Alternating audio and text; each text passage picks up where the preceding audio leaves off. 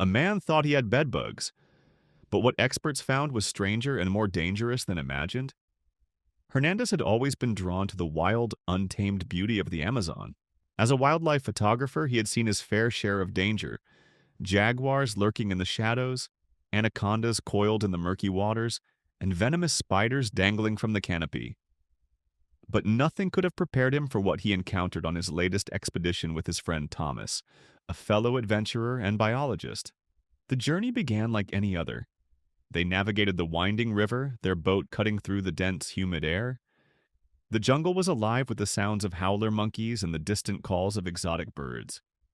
Hernandez was in his element, capturing the raw essence of the rainforest through his lens. But as the days passed, he began to notice something unusual: itchy red bites appearing on his back. At first, he dismissed them as mosquito bites, a common nuisance in the Amazon. But the itching grew unbearable and the bites multiplied. By the time they returned to their base camp, Hernandez was frantic. He stripped off his shirt and examined his back in a cracked mirror. His skin was a patchwork of angry, swollen welts. "Bedbugs," he muttered, recalling a similar experience in a cheap hotel years ago. Thomas, however, wasn't convinced. "This doesn't look like bedbugs," he said, his voice tinged with concern. "We need to get you to a doctor." But the nearest clinic was miles away, and the jungle was no place to travel at night. As darkness fell, Hernandez's condition worsened. The itching turned to a burning sensation, as if something was moving beneath his skin. He tossed and turned in his hammock, unable to sleep. Thomas stayed by his side, applying antiseptic and soothing creams, but nothing helped. The next morning, they set out for the clinic, navigating the treacherous terrain with urgency. Hernandez's back felt like it was on fire, and he could barely focus on the path ahead. When they finally arrived, the doctor took one look at Hernandez and gasped. "This isn't bedbugs," he said gravely. "You've been infested by botfly larvae." Hernandez's heart sank. Botflies were notorious for laying their eggs on mosquitoes, which then transferred them to unsuspecting hosts. The larvae burrowed into the skin, feeding on tissue and growing until they were ready to emerge. The thought of tiny creatures living inside him made his stomach churn. The doctor explained that the larvae had to be removed immediately. Using a local anesthetic, he began the delicate process of extracting them one by one.